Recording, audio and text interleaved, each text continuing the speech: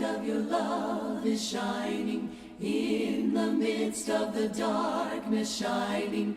Jesus, light of the world, shine upon us. Set us free by the truth you now bring us. Shine on me. Shine. We again want to thank you for being here, and we hope that you feel welcome as you are here for our our form of Friends and Family Day. I don't really know where the Pack-a-Pew thing came from, but I like it. It's a little different, and we do have some of you that have done that this morning, and we're thankful that you were able to do that and glad that you could bring your family with us. I appreciate the prayer that Brother Ron prayed a few minutes ago, and Lord works quick because Wayne is already back. Wayne came back. He was here this morning. Surprised me. I didn't think he was going to be back either. But we are glad that Wayne had a safe trip to Mexico to do the mission work, and look forward to hearing some things about that. If you got your Bibles, I want you to turn to Proverbs chapter 15. We're going to be talking there a little bit about some things. Our theme for the month is better homes and families. We've been looking at just being better. That's our whole theme for the year this year. Is if you're visiting with us, you'd like to know, we just want to be better. We know we're not perfect, but we're trying to be perfected. Because God sent His Son for us to die for us, and we think that we can do a little better than what we've been doing. And I think if we all challenge ourselves a little bit in all avenues of life to be better, that we will be better. And just a little extra effort really makes the difference, if we can just go that little extra effort. And as we look towards our families, I think that's something that we can do, and we're going to look at some different things. We looked at, we've got, technology's amazing. You've got these smartphones, and even if you've got YouVersion, you can download YouVersion on your phone. I'm not encouraging you to just play on your phone this morning, but on your phone you can get YouVersion, and Mark Newton has placed the sermon notes on YouVersion. It comes up on there along with the text and the passages that are going to be used this morning. Technology, if we've learned anything in the last few months with Mark and his family here, technology is huge. It's amazing of what we can do with technology. Live streaming our services, having a church app where we can have access to things on our phone. They have these smartphones. And you know why they call them smartphones? It's because dumb people can use them. We can get all kinds of different things on these phones, and just our world seems to just get bigger because of it. They make life easier. We went from smartphones with smart TVs.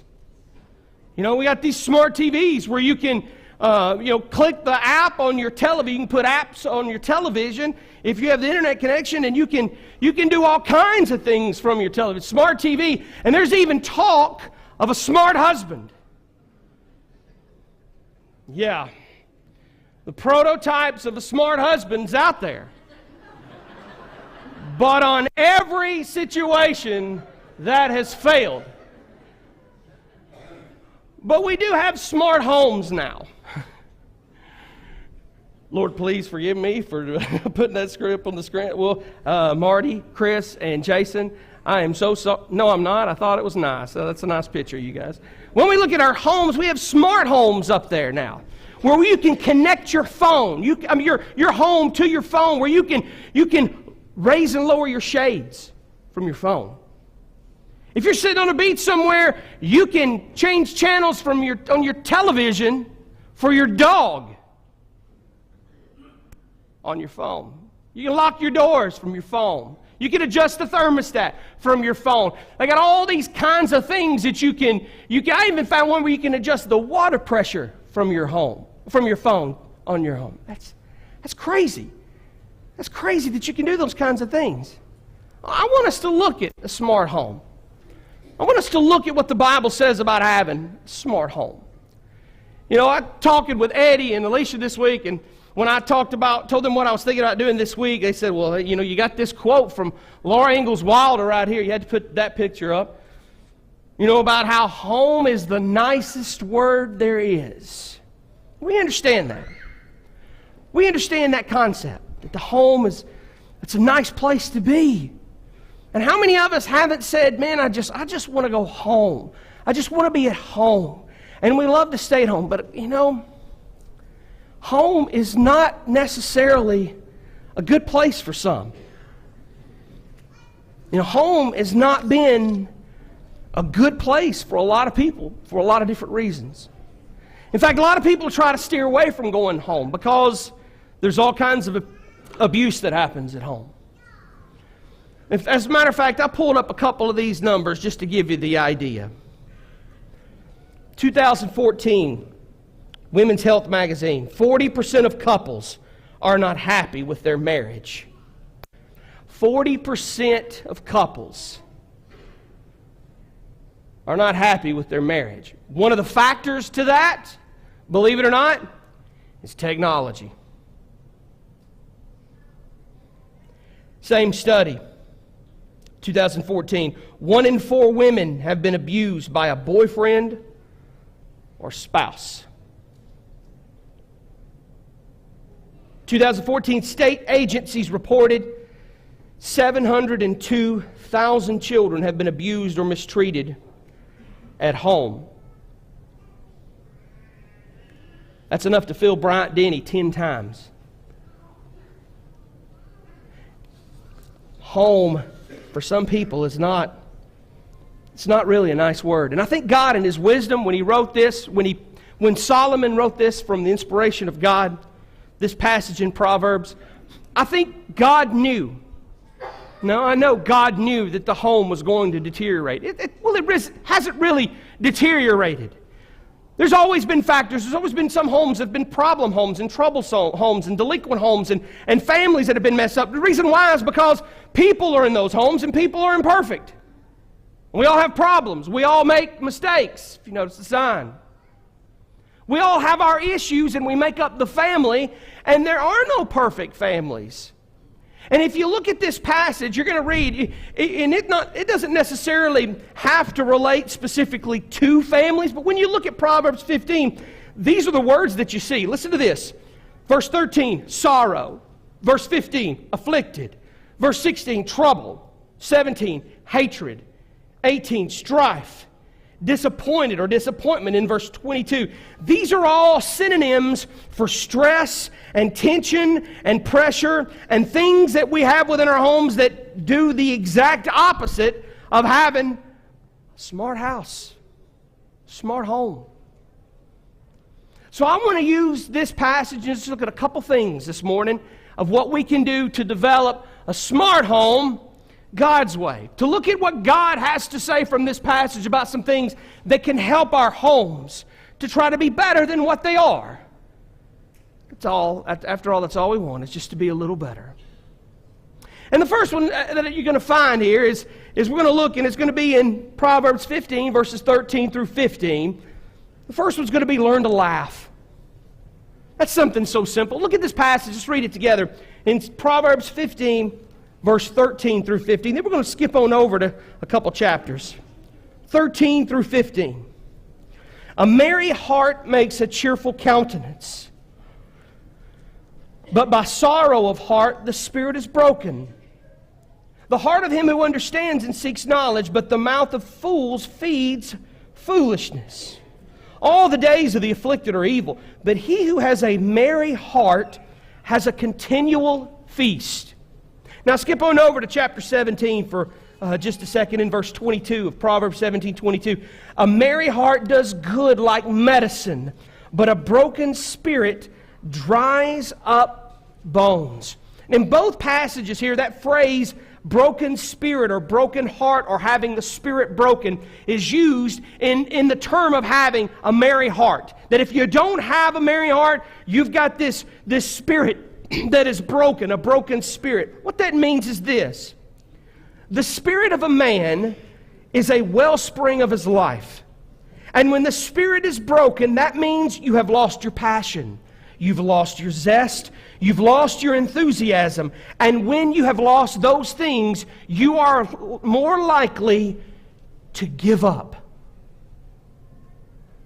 Now you think about those things. You think about the home of people that you know that it's went through divorce. You think about the homes of people you know that have problems in their homes with their children, or there's factors that are contributing to problems. And you look at that and you're going to see that person or those family members, that they have that broken spirit. It just feels, you can see it on their face that they're just broken. That their whole heart, their passion, their zest, their zeal for a living is gone. Laughter fixes that. I know that sounds silly. Even from the pulpit, making it a point and a lesson seems a little weird to me to say we need to be learning how to laugh. But that's the words from God. It's a continual feast. It is good medicine. And God in His infinite wisdom knows what He's talking about. Look at this for just a second. The physical benefits of laughter. That's my self-portrait there. Boost immunity, okay? Lowers stress hormones, decreases pain, relaxes your muscles. Relaxes your muscles for 45 minutes after you laugh. That's impressive. Prevents heart disease. The mental health adds joy and zest to your life. That's the exact opposite of, if you have a lack of those things, that's what the broken spirit is. That's the definition of a broken spirit. But when laughter is in your life, it adds these things. Eases anxiety and fear. Relieves stress. Improves your mood. Enhances resilience. Socially, it strengthens our relationships. Attracts others to us. Enhances our teamwork. Diffuses conflict and promotes group bonding. Now, every one of these things are good.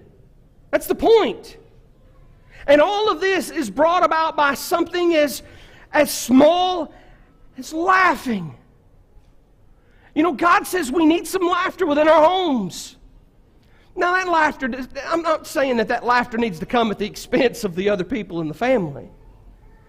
But if we can learn to laugh in our families, you just think about all the changes that will happen if you're able to strengthen your relationship with those you laugh with. If people want to be around you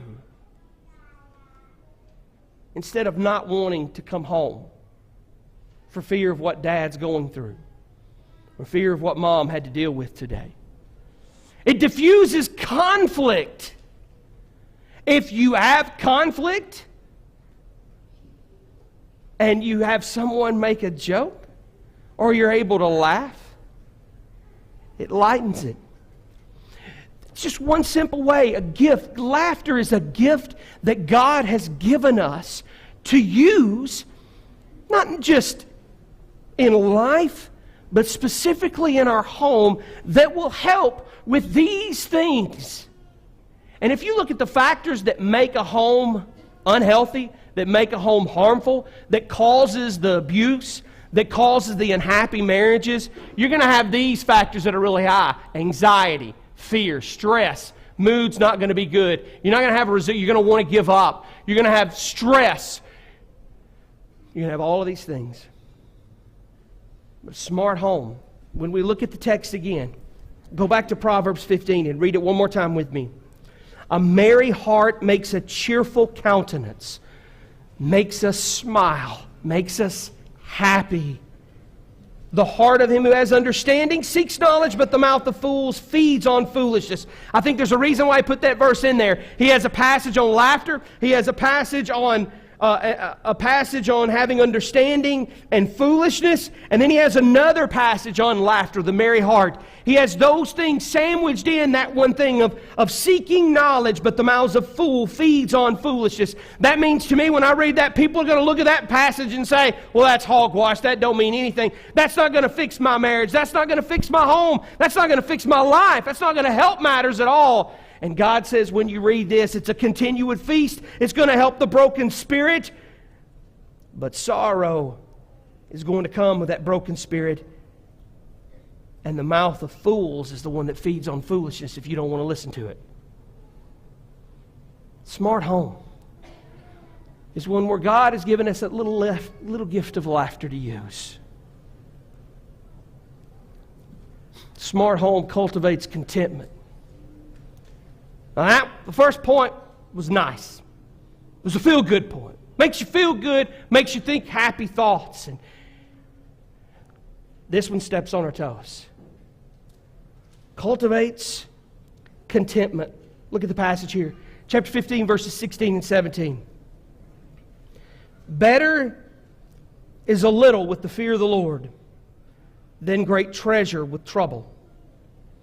Better is a dinner of herbs, or bitter herbs as some versions read, where love is, than the fatted calf with hatred. You can ask my wife what makes me the most stressed out at home. And she'll tell you without a doubt, it's money. It's money.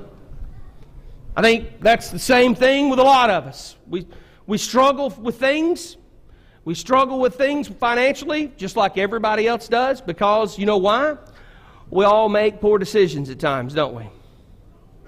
We all make poor decisions.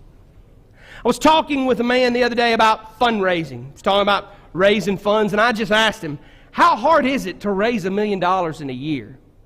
I mean, if I needed money for a cause today, I feel like if I needed $5,000, if somebody had a need here and we needed the $5,000, I believe we could raise that today. I think we could get that. I think I could make the petition and we could raise that pretty easy. But when you start talking about figures like $1 million, who's raising it for some organization, and I think, how do you do that? Is that pretty hard? Of course, that's a stupid question. Yes, it's hard to raise $1 million. But this was his answer, and I'm going to share it with you. He says, you know what? It's harder than it used to be. I said, what do you mean by that? Because the dollar's, worth more? No, because people spend more. He said, I have a lot of big donors. I have a lot of donors that give a lot of money, that have been giving a lot of money for years. And you know what? They're dying out. They're in their 70s, they're in their 80s, and their 90s, and they're dying out.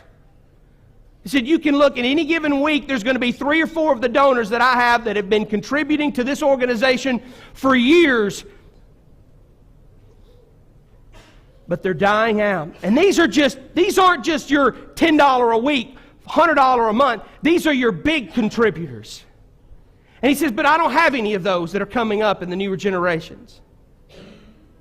I said, why is that? He said, I'll tell you why. Because the ones in the previous generation, they went through things like the Great Depression. They went through things where money was tight and they could not afford to go out to eat as we do. So they saved their money. If they didn't have it, they didn't buy it. They didn't go off on credit. They didn't go off on loans. They purchased things with the money that they had, and they were able to save a little bit. And then when times got better, they had the money, and they were able to make their priorities, and they put it towards the church, and they put it towards these organizations that they want to contribute to, and they were able to contribute. He said, today's families, no.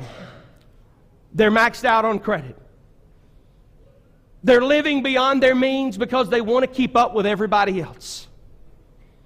They have 2 or 3 nice cars, they have the boat, they have the mansion, they have the beach house, they have all of these things, and they make plenty of money to contribute to good causes and to the Lord. But when it comes down to doing it, they tell you, I can't. I'm at my end. I'm at my limit. And that's true.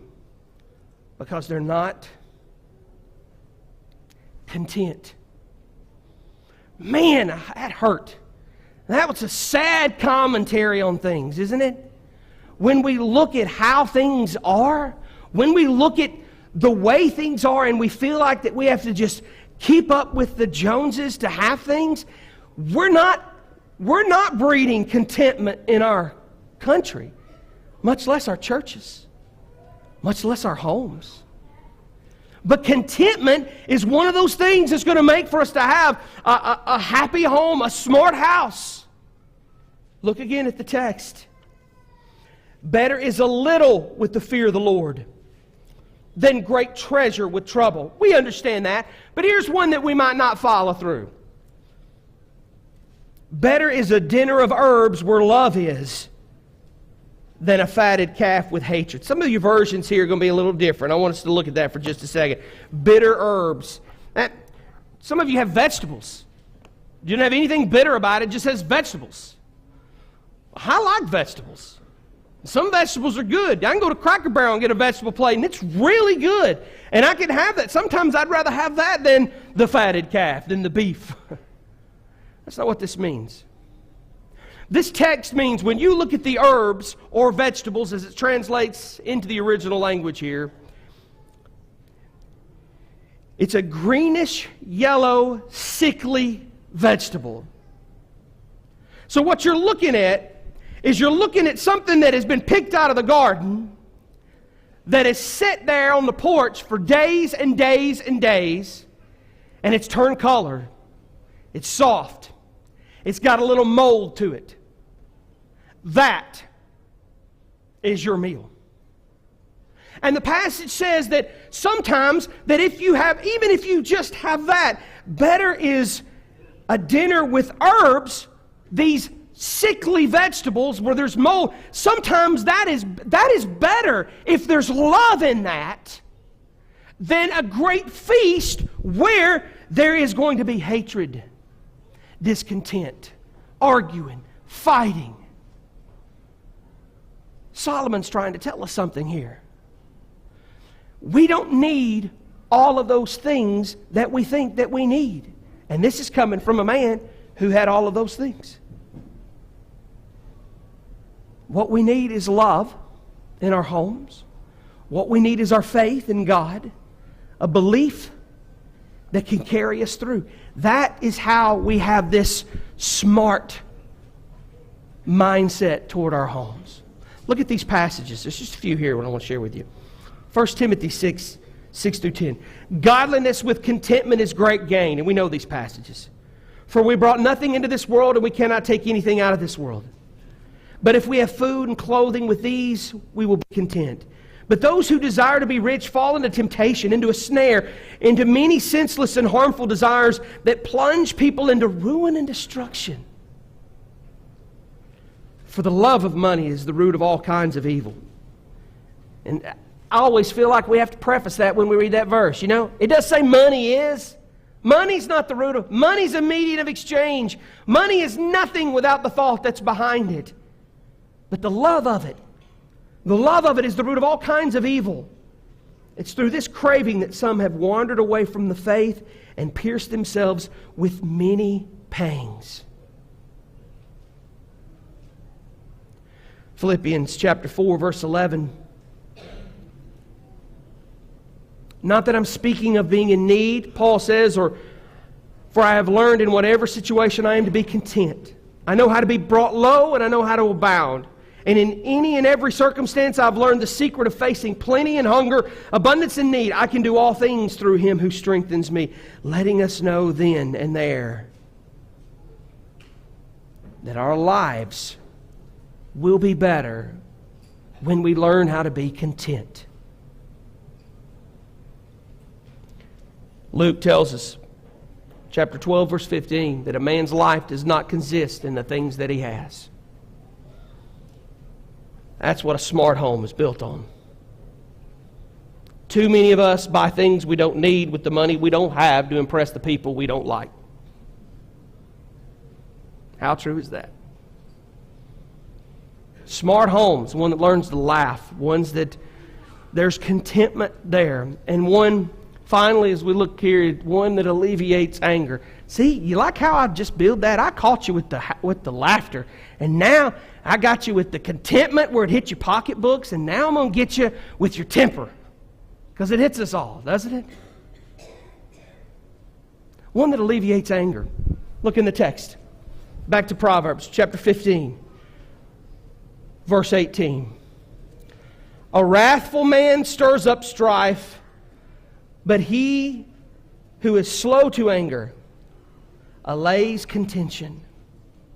Now, I want you to hold this in Proverbs 15, but I want you to, let's look around a little bit. I didn't put these on the screen because I want you to use your Bibles with them. Look at Proverbs 14, 17, just to maybe even on the same page. Proverbs 14, 17. A quick-tempered man acts foolishly, and a man of wicked intentions is hatred. Chapter 18, verse 13.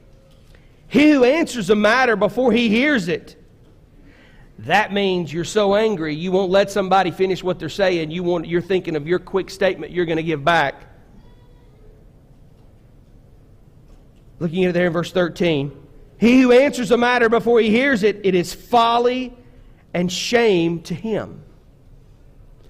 Proverbs 29, verse 20.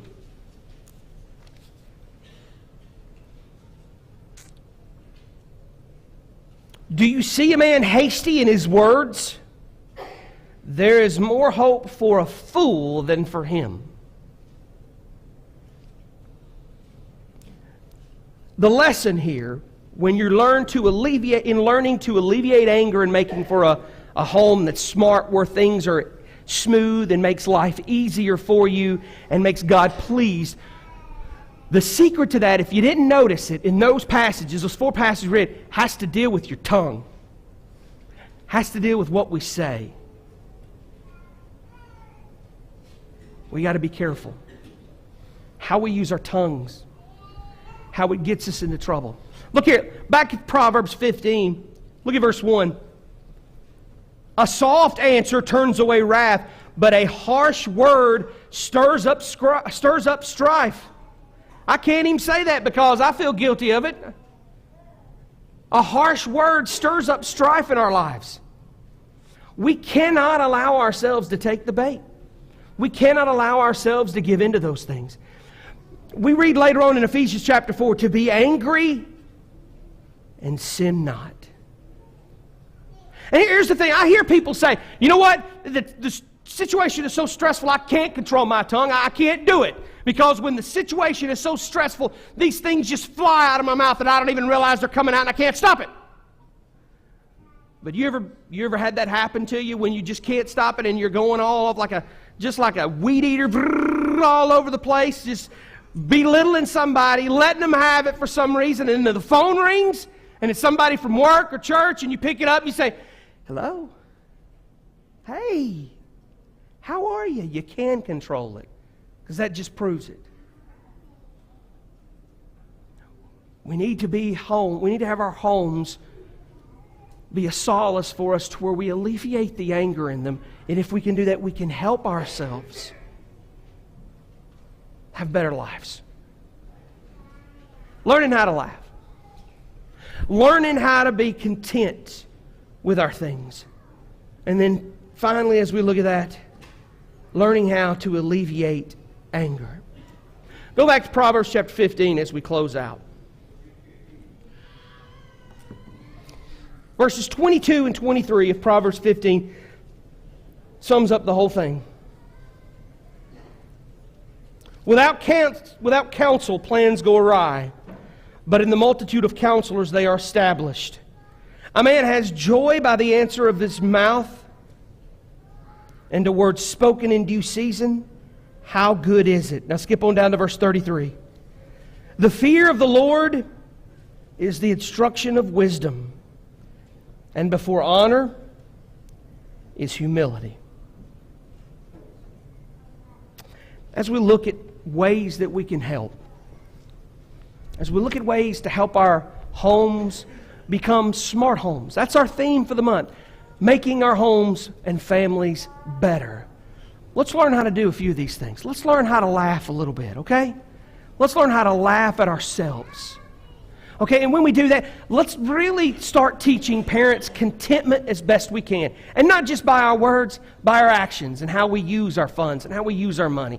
And put God first with our money above all things. And let's see what we can do about alleviating the anger that we have within our homes. The passage here says, the last verse of this chapter that Solomon closes out, he says here, the fear of the Lord is the instruction of wisdom. If you want to fear the Lord, you listen to the wisdom that's being instructed to you. It's not my words, this is God's words as it's coming to us. And look at what he says, and before honor is humility. That means that as we look at this invitation this morning, you got to look at yourself and humble yourself sometime. You need to look at yourself and say, is that me? Am I the cause of the strife in my home? Am I the cause of strife at work? Am I the reason that this has been causing? Am I the reason my home's not a smart home? Am I the reason that my home is not a place where home is the happiest word there is or the nicest word there is. Sometimes we need to check ourselves. And that means to humble ourselves. You know, those words, humble and humiliate, come really close together. Humble and humiliate. I'm not saying that I'm trying to humiliate you. I'm saying sometimes we need to humiliate ourselves. We need to take a look at our lives and see, am I living the best I can for my home, for my children, for my parents, for my God? For what Christ did for me, am I living up to the standard that He set when He gave His life for me? And if the answer is no, then hear the instruction this morning and listen to the way that you need to change your life by come repenting of sin, asking God to forgive you. And if you're not a Christian, by all means, put God first. That's the source of your problems right there. A song that we're going to sing here is I Am Mine No More. If you're not a Christian, you can't sing that song. You can't do that because you are yours and you're not willing to give it up. Sacrifice it. Sacrifice. Make this house, God's house, a smart house. If there's any changes you need to make, please do so as we stand and sing the invitation song. Shine, Jesus, shine, fill this land with the Father's glory. Let